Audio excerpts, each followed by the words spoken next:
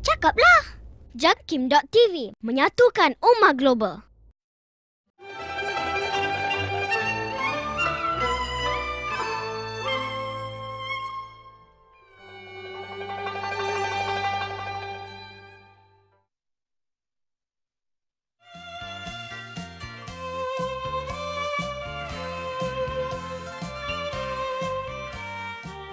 本周的智慧节目，先向大家介绍 Rahim bin Abdullah 先生。接着是上海的松江清真寺，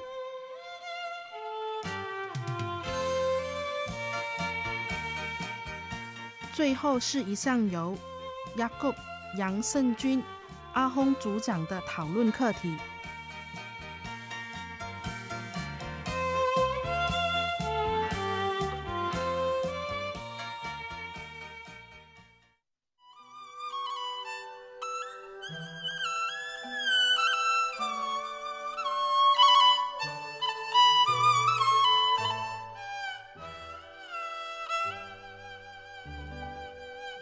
这个小州只有810方公里的面积，它就是玻璃市 Perlis Indra Kayangan， 位在大马的北部。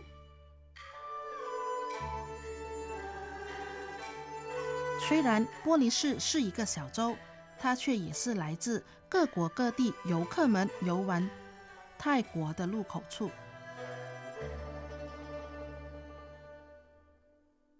智慧黑马节目的全体工作人员非常荣幸带着观众探访 Rahim bin Abdullah 先生。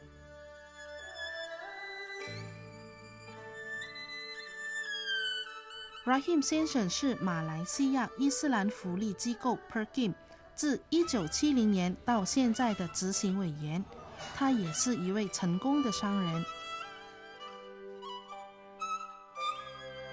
他相信，如果有了巩固的经济能力，就可以把宣导伊斯兰的义务做好。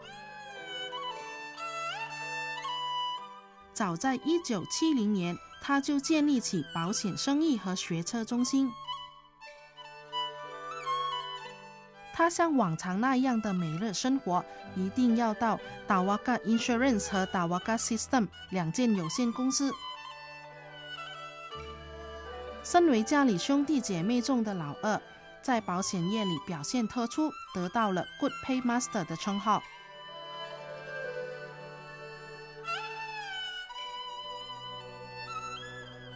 他的事业成功，就好像证明了他完成每一件曾经许诺过的委托和责任。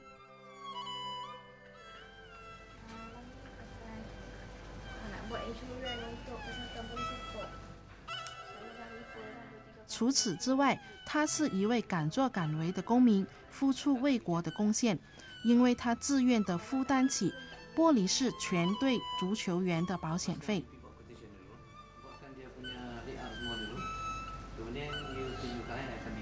Saya memeluk agama Islam kerana pada tahun 1970 kebetulan ada seorang mubalik daripada negeri China yang beragama Islam datang berdakwah di negeri Perlis. Jadi daripada situlah saya mengikuti ceramahnya dan ekoran daripada itu timbullah rasa minat dengan agama Islam, terutamanya daripada segi ketuhanan. Kerana semua agama dalam dunia ini mengajak manusia buat baik. Cuma perbezaan di antara agama Islam dengan agama lain ni ialah agama Islam mempercayai bahawa Tuhan hanya satu sahaja. Sedangkan agama yang lain, kalau agama Buddhis, dia percaya Tuhan itu banyak. Kristian walaupun percaya Tuhan itu satu, tetapi dia mempercayai bahawa Nabi Isa itu adalah anak Tuhan. Sedangkan dalam Islam ini dia percaya bahawa Tuhan hanya satu dan dia tidak ada anak dan tidak diperanakkan. Maka di situlah saya tertarik dengan agama Islam. Lalu saya mendalami lagi ajaran agama Islam ini dengan membalik itu, dan akhirnya saya mendapati bahawa Islamlah agama yang sesuai untuk saya. Maka saya membuat keputusan untuk menganut agama Islam. Apabila saya masuk Islam ni, tentulah keluarga saya akan menentang habis-habisan. Oleh kerana saya dah membuat keputusan agama Islam ini adalah agama pilihan saya, walaupun keluarga saya menentang, saya tetap juga masuk agama Islam lah. Cuma saya mencari peluang untuk memberi penerangan kepada dia orang bahawa konsep Islam ini adalah universal dan bukan untuk satu kaum ataupun satu bangsa sahaja. Jadi saya cuba serupadaya bukan kepada keluarga saya, malah kepada semua orang bukan Islam. Apabila saya ada peluang, saya akan cerita tentang konsep Islam ni kepada mereka. Apabila dalam Islam ini saya rasa kata hidup ni lebih bermakna. Jadi saya sedar bahawa kalau saya berusaha, saya akan mendapat keuntungan dunia dan keuntungan di akhirat. Itu perbezaannya. Kalau dalam buka agama Islam ni, kalau saya untung di dunia, akhirat saya tak untung.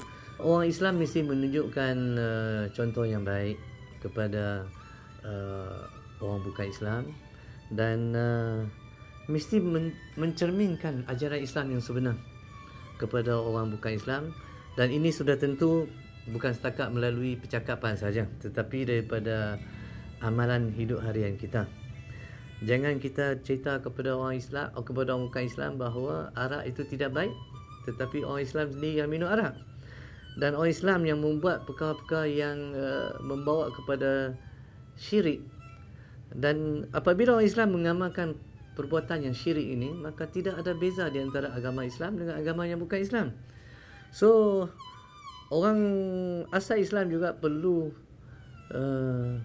bertimbang rasa dan banyak bertolak ansur dengan saudara-saudara baru yang baru masuk agama Islam. Kerana orang yang baru masuk Islam ini bukan hari ini masuk Islam, besok dia akan jadi orang Islam sejati. Dia mengambil masa yang panjang. Jadi apabila kita melihat saudara baru ini melakukan kesilapan, jangan kita cepat menghukum saudara baru itu. Tetapi beri bimbingan kepada dia dan tunjuk kepada dia kenapa dia tak boleh buat perkara macam ni. Bagi tahu kepada dia dan bagi dia puas hati, bukan terus menghukumnya. Kalau kita terus menghukum orang, maka kita akan menjadikan orang jauh daripada agama kita. Kepada saudara-saudara baru ini kita kena faham bahawa masuk agama Islam ni satu cabaran yang cukup hebat. Kerana kita akan dapat, sekarang ini lebih baik banyak dah keadaan, kerana ramai orang dah yang bukan Islam telah pun faham ajaran Islam, dan tentangan daripada orang bukan Islam terhadap orang yang masuk Islam ni semakin berkurangan. Sungguh pun begitu, tetapi cabaran tetap ada. Dan kita mesti tekad betul-betul lah. Maknanya kalau kita dah pilih agama Islam, kita start hari ni pilih agama Islam, sampai mati kita ikut dalam agama Islam. Jadi susah payah apa semua kita kena menghadapilah. 他把达瓦嘎 Insurance 保险公司的工作做完之后，他就到位在玻璃市州议会厅大厦的 Memandu Ilmu Pandu 驾车学院办公。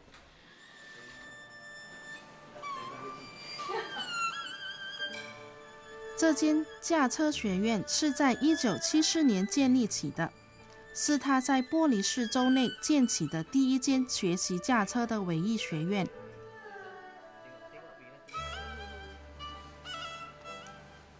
现在这间驾车学院的院长可以感到自豪，因为他已经在整个玻璃市内拥有21间分院，都分布在州内的阿绕、巴当布萨、UITM Police、University Police 等等。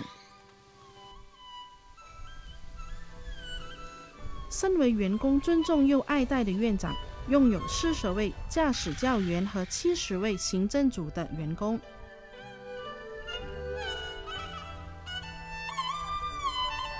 因此，身为良好的员工，大家都应该以顾客为主，立刻把工作做好。